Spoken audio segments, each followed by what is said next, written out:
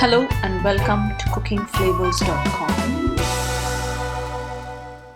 For today's recipe, we look at the preparation of masala tea or masala chai, and these are the list of ingredients that are required for this.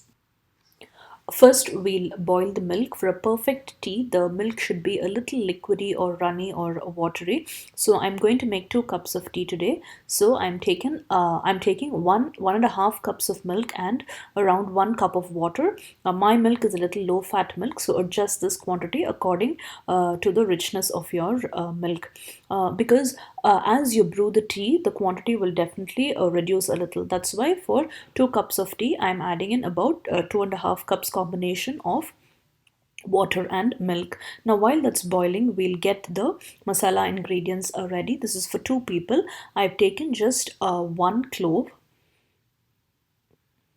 and just 4 pieces of black peppercorns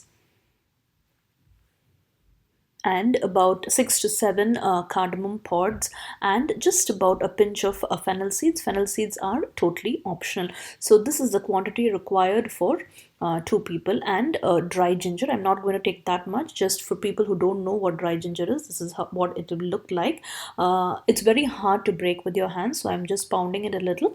Only that much of dry ginger I am taking. So I'm adding in the rest of the ingredients: the cloves, the black peppercorns, the cardamom, and the fennel seeds. If you want, you can grind this in bulk and keep it, but I always like to make my masala tea nice and fresh.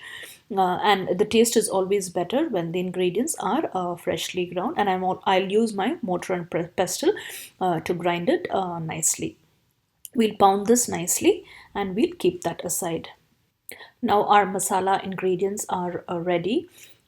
Instead of dry ginger, you can also add fresh ginger, but sometimes when you use fresh ginger, the milk tends to curdle up, so it's always the best option to use dry ginger. Now my milk has boiled well. Now we'll add in the tea powder. For 1 cup of tea, that is a medium sized cup of tea, I'm adding in 1 tablespoon of tea powder. Adjust this tea powder according to the taste of the tea that you like.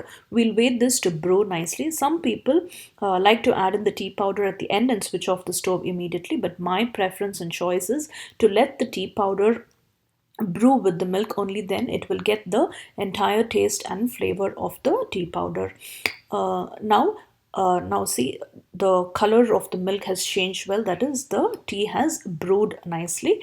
Now just before 2 or 3 minutes before switching off the stove, add in the pounded or the ground masala ingredients. Give that one quick stir, and we'll wait for the tea to simmer well, and when it rises up to the surface, we'll switch it off.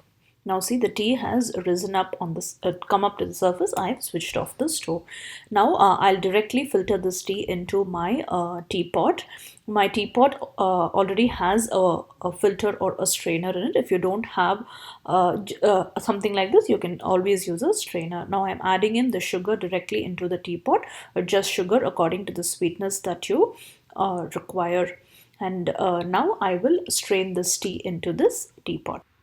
Now I'm transferring the tea, straining it and filtering it into the teapot. After straining the entire tea, I will just leave it for a minute so that all the sugar dissolves with the tea nicely. Now our tea is ready to be served into the teacups. Our hot masala tea is ready. Relish this, especially when you have a cold or a fever or a sore throat. This tea will just taste perfect, or on a tired evening, or even on a fresh morning. Enjoy this masala tea. Hope you enjoyed this video today. It's been quite a while since I posted videos on our Cooking Flavors channel, but I thank all my supporters and subscribers for continuously inquiring about me and supporting me in my endeavor. Do subscribe to our channel, and don't forget to click on the bell icon to get instant updates and notifications as soon as I upload my videos. Till we see you again with another new and interesting recipe, thank you and happy cooking.